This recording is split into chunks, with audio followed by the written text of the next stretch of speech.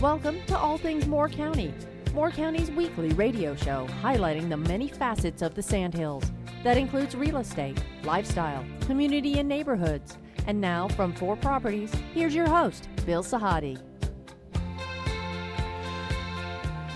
Good morning and welcome to the talk show, All Things Moore County. Dorothy, good morning.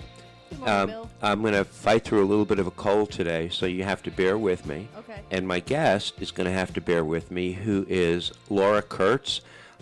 She is the Acopia Home Loans. To me, she's the expert, the talking head. She is the conduit that we use. She's been a guest on this show I don't know how many times.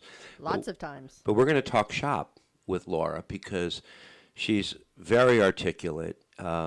She should have been a college professor teaching lending and teaching the loan process because she's very didactic in her delivery.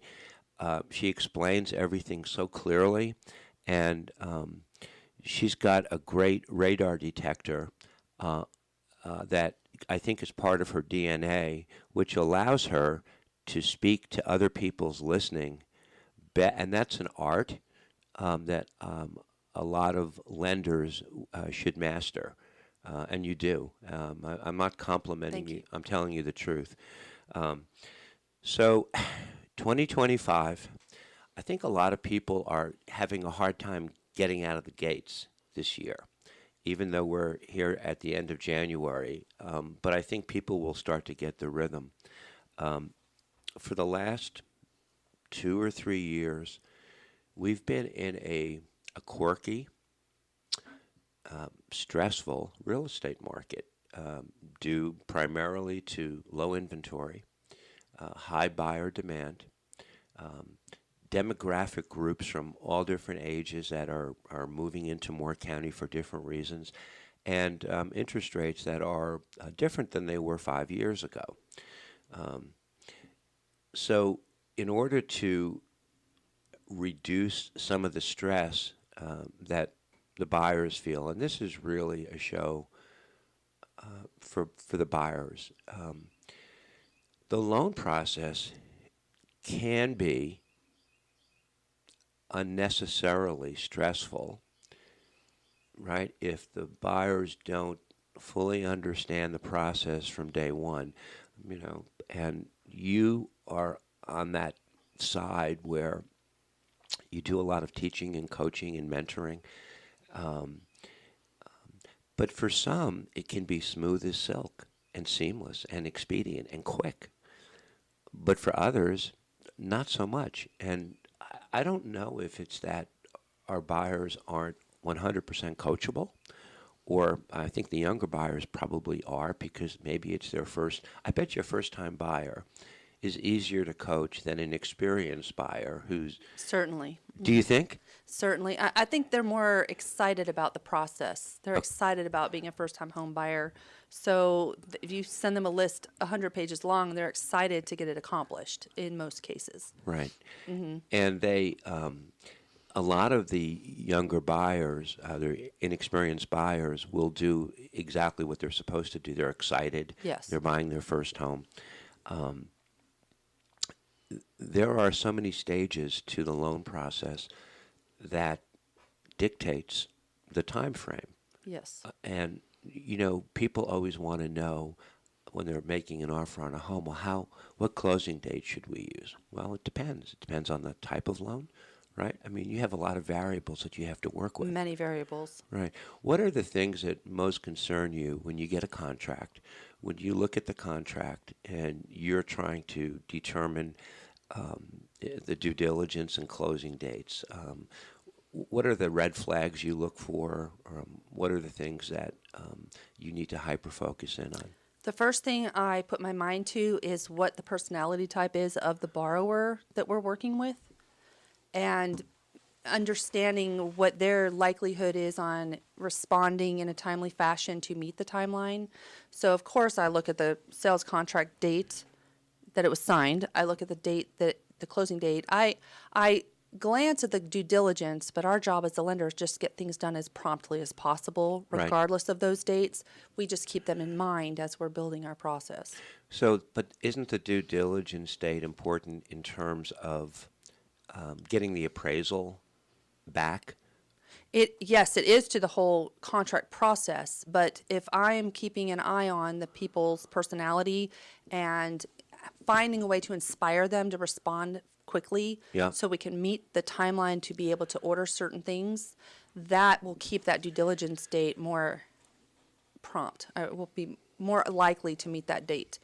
For example, we cannot order an appraisal until the borrower receives disclosures from us. We can't send out disclosures until they make a couple of decisions, like whether or not to lock in their rate, for example. Right. Once they sign their disclosures, we can order the appraisal right away. But let's say it takes them several days to provide paperwork. Maybe there's a situation where we need to see paperwork to make a determination on qualification. That might happen about 30% of the time. Well, we need that paperwork before we can do the disclosures, so we have to wait for the appraisal to be ordered. We And had that can cause a big time delay. Yeah, we had a situation where we had submitted a contract to you with a March 5th closing. Yes. And lo and behold, and there was a contingency in that contract Yes. for the buyer to close and sell their home on the West Coast. Yes. Well, fortunately, that happened very quickly. Thankfully. And guess what? Now they want those buyers want to move up their closing to the end of the first week of February. Mm-hmm. Great news, right? Seemingly so. Right. But there's a but. Yes. In this case, we were working with lovely people, very, very happy and accommodating, Yep. except they have bought many, many homes. Yep. This is more likely in their last set of homes that they will be purchasing. Right. So they have the idea that things are going to be the way they were in the past. Also, there is a delineation between a buyer who's bought a house before many times and a new buyer Right. in the fact that you probably own more things. You have more assets. You have multiple income streams, all of which need to be documented, which is different than a first-time home buyer, which typically has a job. Right. So Right. not only are they know the process, but they don't know it because it's different. Right. We also have to task them to a lot more work in providing the basic documentation needed for the process. And these folks fell into that category. Right. And it floors them. Yep. And them being all people in that category. Right. Because it's very frustrating when you've made it in this world. You Right. have all the assets you could ever want and need it, be set for life, and you have your income streams all set. You've got your assets, you've got your properties, and now someone wants to question every single layer of it, and that can I can only imagine feel very intrusive and frustrating. So that's where I come in and try to calmly explain and break it down and explain really there's no way around it. We don't sit in our office saying, yay, we get to collect 500 pages of paperwork, which we know these people are going to be fine, but we have to prove it to the government now. And that's where, and I'm not a anti-government person, it's just we have requirements now based on when the market crashed in 2008 and the Dodd-Frank Act came into play. And there's actually laws written now. So we have to have that documentation to meet those law requirements. You make me think about a 28-year-old and a 68-year or 58-year-old. They go to the doctor. Well, the medical history for a 28-year-old is much simpler than the medical history That's a good analogy. for a 58-year-old. Mm-hmm. So they meet with their doctor for the first time. Their physician has to look at a 58-year history versus a 28-year history. Correct. Guess which one's going to take longer? That's a perfect analogy. Yeah. Well, I'm going to play devil's advocate a little bit for these buyers. And I'm just going to throw it at you, and I want you to come back to me. When they were here and they made a decision to put an offer in on a property, knowing they were going to jump on a plane, fly back to the West Coast, get their home on the market within 3 to 5 days after they were here, they had a full plate. Oh, yes. they had logistics coming out of the yin-yang. Yes. They had so much to manage and deadlines to meet. So they had to be hyper-focused on the sale of their property because not every offer with a contingency resonates. Right. We were fortunate with this particular property that the stars aligned and it would work. So they had to focus on the sale of their property, and then I think they had to shift and pivot. Yes. Okay, so that may have caused a delay, and their attention may have been on the former, not the latter. And yes, and to make matters more complicated for them is they are operating very busy businesses. So they have thriving businesses that they are hands-on involved with and traveling to different states Right. to handle the business for these different offices. So, and it was the holidays when this all started. So for them, they were focusing on family and the holidays. And paperwork is more overwhelming when you're already dealing with the overwhelming things involved with the holidays. So it was multiple factors. One of the things buyers have to realize and understand is the working relationship between the real estate broker and the lender in the logistics and dealing with dates that can sometimes move, that we can't always be, we can't always honor the dates that were set up at day one. And we have to have an open communication. So that relationship between the broker and the lender is very important to help benefit Extremely the important. buyer. And the other thing that buyers don't realize is how important the relationship between the lender and the closing attorney is. Yes. Because we as brokers have to step back and allow you and the attorney to work out the logistics to coordinate your lender closing package, which gets to the attorney. So relationships are important. Teams are important. Partnerships. It's critical. Yeah, it's critical to have a collaborative nature amongst all parties, especially the agent, the lender, Right. and the closing attorney's office. Right. Without that, there's bound to be a delay. Right. And we are probably going to face a bit of a delay on the closing of this particular property. I think it's due to the fact that you were not able to order the appraisal until, I think, just earlier this week. Correct. I actually ordered it over the weekend. Did you really? On Sunday. Okay. So I think that flew over the radar, over the heads, and I think it caught everybody off guard. I want to, in the second set, I want to go back to the very beginning of the loan process and walk through it. But while we're on this subject, you put out an order for an appraisal to be picked up. Yes. You cannot pick the appraiser. Correct. Explain that process to me. That's also part of the fallout from the crash in 2008. Right. Now, lenders are required to either have an appraisal management department or have a relationship with an appraisal management company, either of which they have a panel of appraisers that have already been pre-selected and screened and set up in the system, and it goes through a rotation process. So whoever comes up next on the list in that panel is the one who gets the appraisal assignment. So it's really important to work with lenders that have good appraisers on their panel. And getting the appraisal done, physically having it done at the property, doesn't mean that you have the appraisal back. Correct. What happens from there? It's about a 25-page document Okay. that is filled with details and text. Imagine the longest government form you've ever seen, and that is what this is. And every detail needs to be on it and correct, and then it has to be reviewed by a human being and a computer. So there's a lot involved. And typically, is it true? I mean, that an appraisal, you give them 5 to 7 days to return it. Is there a benchmark that you use? We hope. We normally ask for it to be the 5 business day return, but it's not always possible depending on the appraiser's Right. whatever their workload is, which obviously has to do with the volume of the business in the market at the moment. But sometimes it takes longer than that. So the appraisal comes back, let's say 8 days later. Mm-hmm.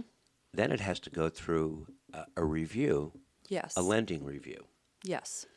Depending on the loan type, but let's presume conventional, that the appraisal has to be uploaded to a system that reviews it automatically and looks for certain data points to make sure that the appraisal is considered valid from just that cursory review. Right. But then also a human being underwriter who's a trained underwriter with certifications has to review the appraisal to make sure there are no errors. Okay. And then usually there are. And then they have to request those from the appraiser, who's usually busy and takes a couple days to get back to us. This is only exciting information to people like you and I who are in the business. Exactly. I'm thinking the public going, huh? What is all? But we have to go through all the ruminations of the processes so people have a better understanding, and we're going to pick that up in the second set.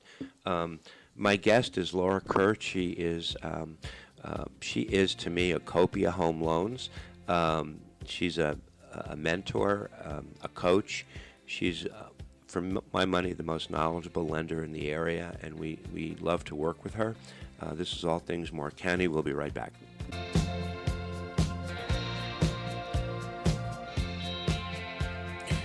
Welcome back to our second set. We're talking all about the loan process today with Laura Kurtz from Acopia Home Loans. Even though we ended on a specific transaction and the process of getting an appraisal ordered and the delay that we have, I want to go back to the very beginning, if you don't mind. How do you coach real estate brokers when they start a relationship with their buyer clients?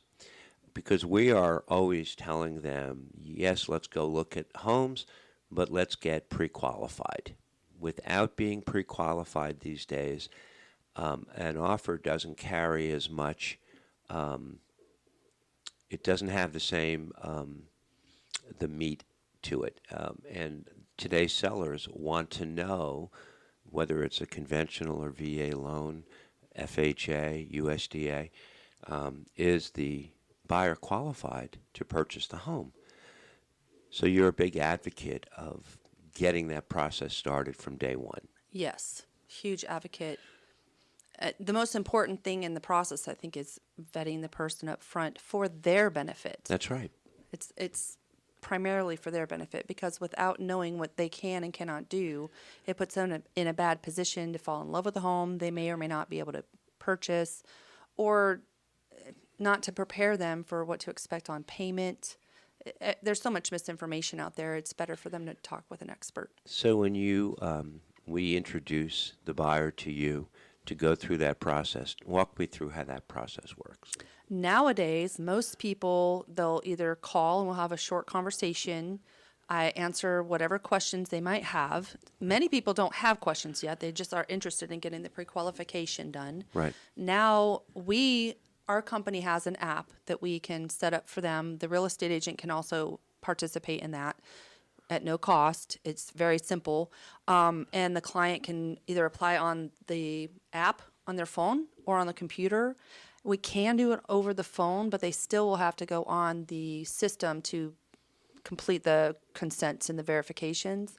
And so it's a very easy process, but it does take some coaching and explaining to them that it is easy. It's not hard. And I would say most lenders have the same approach. It's pretty much what it's going to now.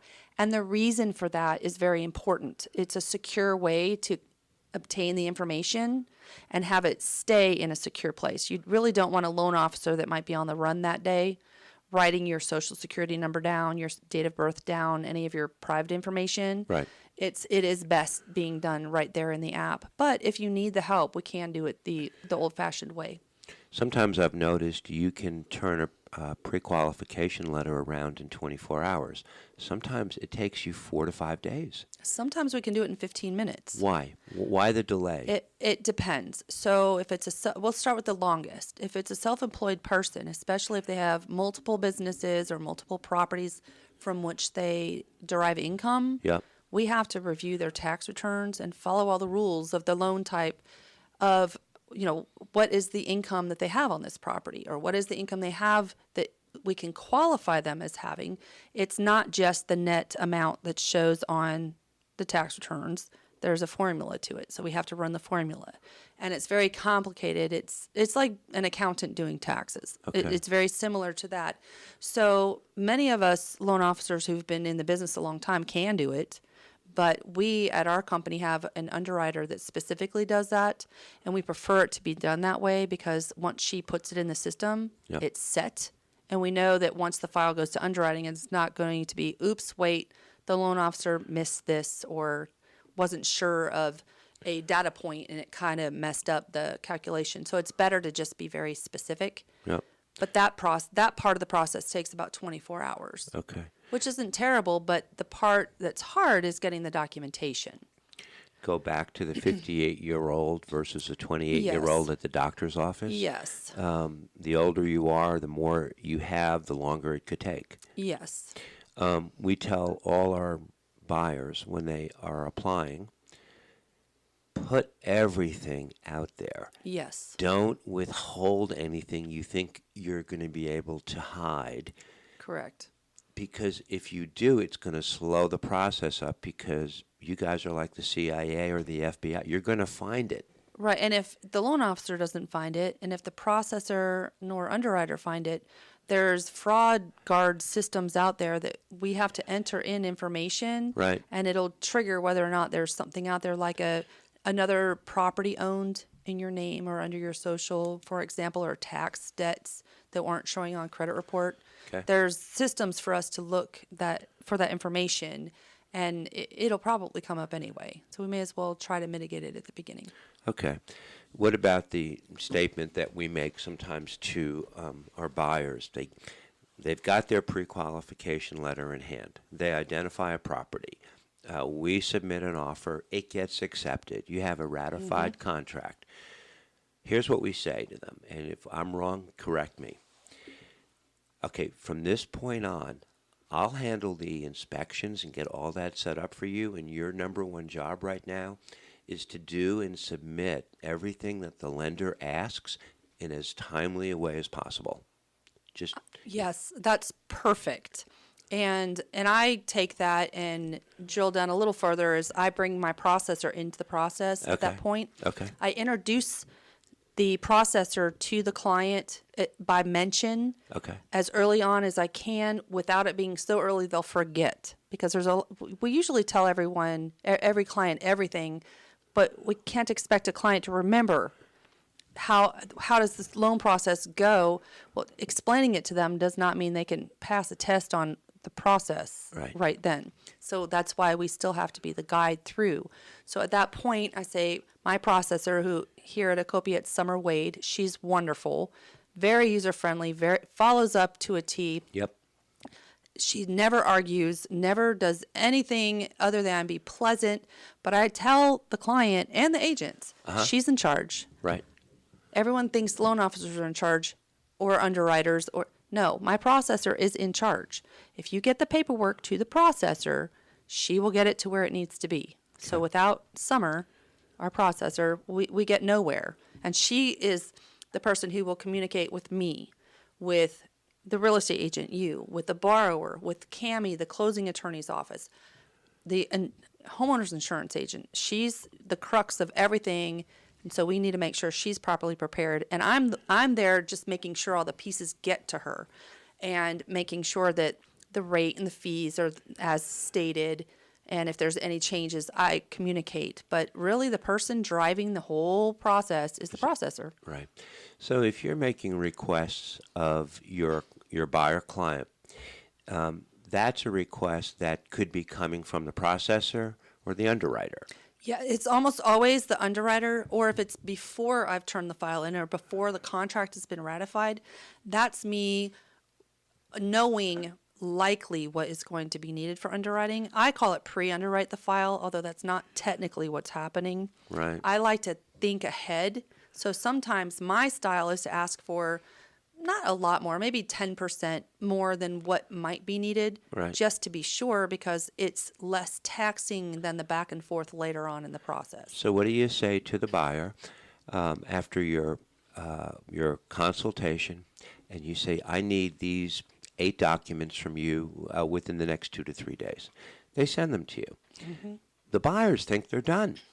Yes. They did everything you asked, and they're finished, and now it's up to you to just produce the loan. But that's not how it works. It's not how it works, and good loan officers, and I'd like to think of myself as one, You should. constantly communicate a fresh set of here's what's next, even if it's repetitive, because that way the client always knows where they stand now. You don't need to hold them accountable for having told them something earlier. Right. We just need to make sure that they are still keeping front and center of mind what is important now for them to concentrate on the loan, so they can go and worry about the packers and worry about setting up utilities and worry about selling their other house and moving and all the other details. I want it to be where Right. there's one landing page for them to say, okay, yep, this is what Laura said, or this is what Summer said, and we work in unison. So they always know what to do next. So their questions should be questions that are unique to them, or Yeah. something that they specifically want to drill down into. Yeah. I try so hard to coach my buyers on the process that they're going to be introduced to as they shift to the loan. And I say to them, it's not just like one time where you sit down and extrapolate all Right. your information. I said, you've got to bite your tongue. Mm-hmm. You've got to be patient. You've got to expect they're going to come back, and you may construe it as an invasive process, Correct. right?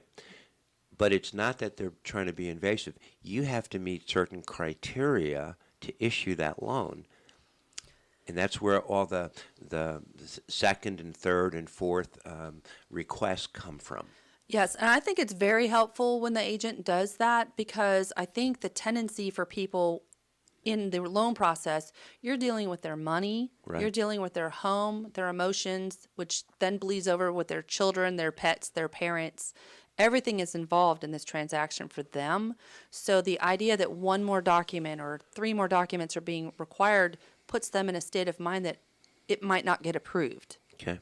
as opposed to this is just checking a box. So keeping the mindset of we're checking boxes. If Laura says everything's fine, it's fine, we're checking boxes. Okay. We're going to come back in the third set. This set just flew right by. I want to continue through the loan process and get to the lender-attorney relationship and getting to closing, so buyers to understand that process. Laura Kurtz, Acopia Home Loans, is our guest. We'll be right back.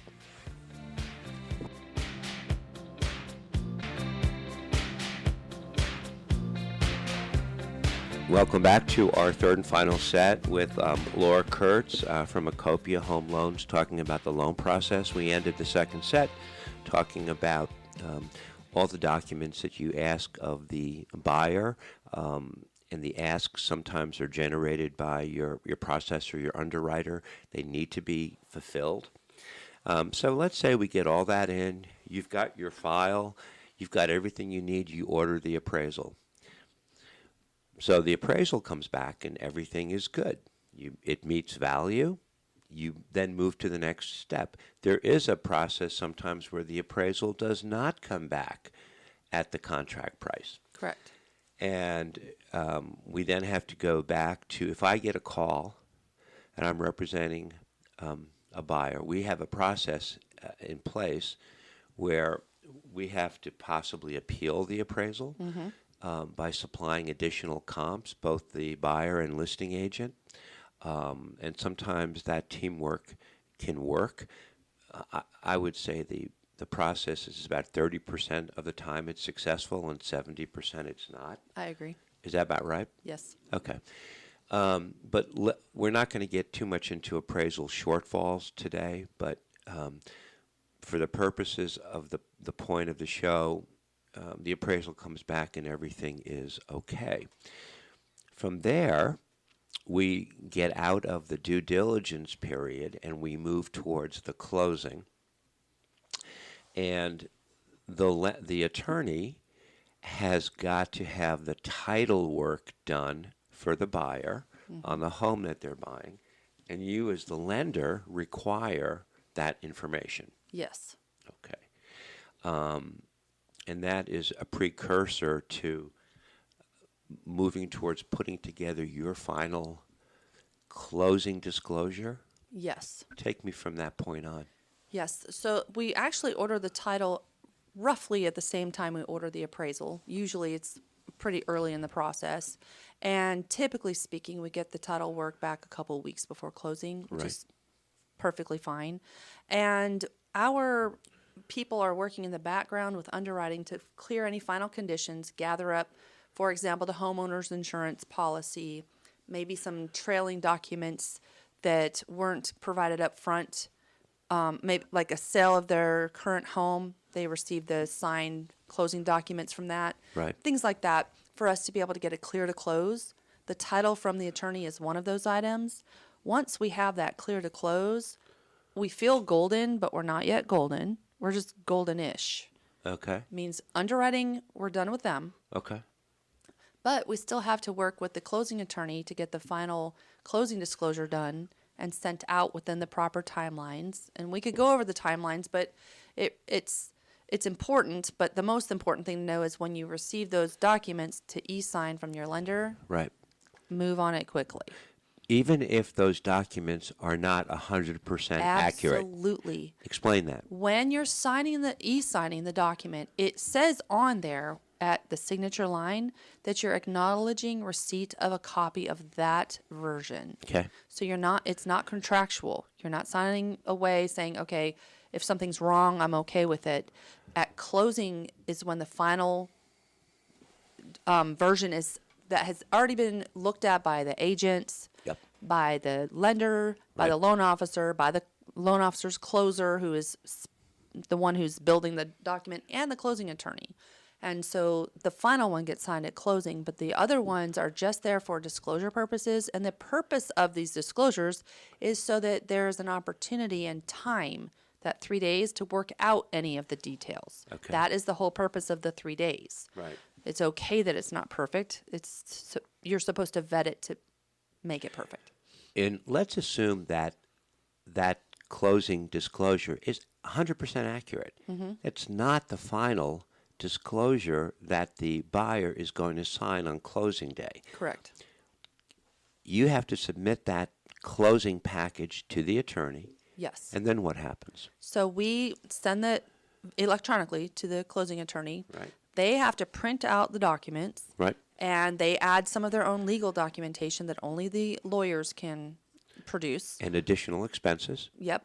Okay. And that all gets signed at closing. Now, what has become a commonplace, we're not the only lender that does this. I would love to say we are, but we do what's called a hybrid closing. In North Carolina, it cannot all be done electronically, but we have the vast majority of the documents. I think now we're down to maybe 5 or 6 documents that need to be signed at closing because we have the borrower electronically sign before they arrive at the closing attorney, which helps in Yep. a couple of ways. Number one, it reduces the amount of time sitting in the closing attorney's office. Right. Also, it gives time for that borrower to review the documents without someone staring at them. They Right. can calmly look through it and prepare their questions. And it also gives time for when they're signing those legal documents with the attorney for a thorough explanation to be provided. Right. Instead of just sign here, sign there, yada, yada, which is what a borrower is going to hear. They're going to remember those 5 documents, Okay. and they're the important documents. Okay. So now I want to go back to a situation that comes up a lot where working with a local lender in our market carries a lot of weight because it's important that the listing broker have familiarity with the local lender. Why? Trust. And confidence. Yep. Okay. It all boils down, trust and confidence, knowing that if something is going awry, that they know how to handle it in the way that the local customs require it to be handled. Right. For example, in some markets, not here, it is customary to let the listing agent know when an appraisal's been ordered and back. That's right. In our market, that is not customary. Right. And there's reasons for that. There's confidentiality, but Right. it's just critical to keep all of that aligned. Okay. So one of the problems that comes up where the buyers don't understand the relationship between the attorney and the lender are the buyers who are internet savvy, who are well informed about other rates, companies that are not physically in our area. And we've had some good experiences. Mostly we don't. Right. And sometimes promises made, but not promises kept. Miscommunications. I've listened to paralegals use every four-letter word in the book when it comes to lenders that were found online. What are some of the problems that the buyers should be aware of? Because they are always gravitating only solely towards the rate. If it sounds too good to be true, it is. Okay. There's always fees associated with the lower rates. Right. The amounts do vary, but there's always going to be more cost. There's no such thing as the pot of gold at the end of the rainbow with rates. Yes, it is wise to investigate, but you get what you pay for, Right. and you need to know you're speaking with someone who is properly licensed, Right. and not just a salesperson on the phone. That they're actually a guide for you. Yeah. You don't want to work with a salesperson lender. You want to work with a lender that is truly looking at their job as a fiduciary for you. And you want to work with a lender who can help you or ensure a speedier process because of the existing relationship with the closing attorney. Yes, I cannot express how important that is. That's even more important, I believe, Yep. than the agent-lender relationship. Yep. Other than the agent is the one who puts the team together, so Yeah. they choose the match. Yeah. So obviously it starts there. But if the lender has compassion and understanding for what the closing attorney needs to do and the extreme time restraints they're under, Yep. and allow for that, we can really be a great help to them, and the closing attorney can then focus on their job instead of everything being last minute, crazy, miscommunicated errors after error because maybe the lender online didn't understand the local Yeah. customary fees or what would be normally on a closing document. Right. It really cuts through all that red tape. It really is a lot of red tape. A good real estate broker starting a conversation with their buyer client as they set out to find a home should be the table setter. Set the table, Yes. but don't cook the food because you don't. Set the table, manage the expectations of the buyer up front so that they're not caught off guard by a lender who they don't know, but maybe who was referred to them. Yes. And it makes your job a lot easier. We're always trying to do what's expedient and seamless and gives the buyer the best opportunity to meet the deadlines in a contract. Yes, and I think one of the nuances that I think aren't mentioned enough or isn't mentioned enough is just a buyer hearing over and over the same information. Right.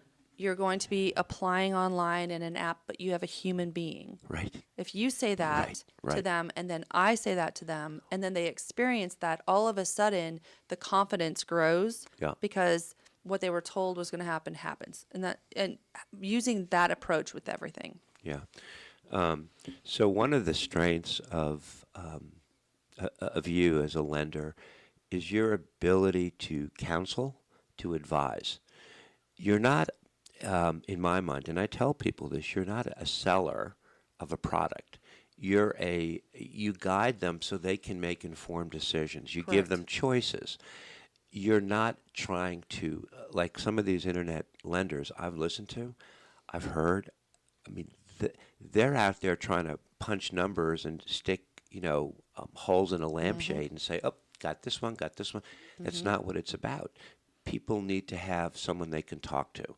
Yes. Whether it be eye to eye, because you have offices in Fayetteville, you have offices at the beach, and you have offices in Southern Pines. Yep. So you're all over the place. I am. And you have built up relationships with brokers here in Moore County who know you, who trust you, and I can tell you firsthand when I present an offer and it's your letterhead and your signature on a pre-qualification letter, it resonates with the broker community. Thank you. And that helps the buyer. Yes. And we say to the buyer, she's a known quantity in Moore County, and that helps you in the process. You're not coming from Idaho Nope. or Montana, Nope. and it's not Mizzaloo, Montana, loans are us, 1-800, best of luck. Right. And yet it's the buyer's decision as to what they do, but we do everything we can on our end to put them in the best position for success, and that Yes. means getting them in front of you. So you have great communication skills, and you have the patience of a saint, Thank and you. you have the ability to, like I said at the beginning of the show, speak to other people's listening. If you can't do that, you're going to have no connection, I agree. right? I agree. And the people are why we're here. The buyers, they're the only ones that are bringing money to the transaction. They need the proper attention. I think your overview today is very valuable, and this is something that, I'll share the show with buyers. I think they need to hear this. Thank you. So if people want to contact you, how about all your contact information? Yes. My phone number is 910-850-7194. It is textable, and obviously you can call, or my email address is my name, my initial, L, last name Kurtz, Kurtz, at Acopia Home Loans. That's ACOPIA, Home Loans with an S.com. Right. And you're available to meet with clients in person. Yes. You're available to, you speak, 24/7, 7 days a week. You're always available. Yep. You have 2 sons, you have a life, but you, to us, you occur 24/7. And that's Well- a great virtue to have in a lender. Well, thank you. Yeah, people don't buy houses 9 to 5, Monday through Friday. That's right. That's just not how it works. They're at work. Weekends is when they need to talk. Yes. Laura, thanks for coming on. I think the better people understand this process, the better their chances of ensuring a more seamless experience becomes. Love to Absolutely. have you on, and we'll probably look forward to seeing you again. We can talk about loan programs, blah, blah, blah. But this process is so important to get started. The most important. Thank you for having me. Yeah, it was a pleasure. Appreciate it. Thank you. This is All Things Moore County. Have a great week.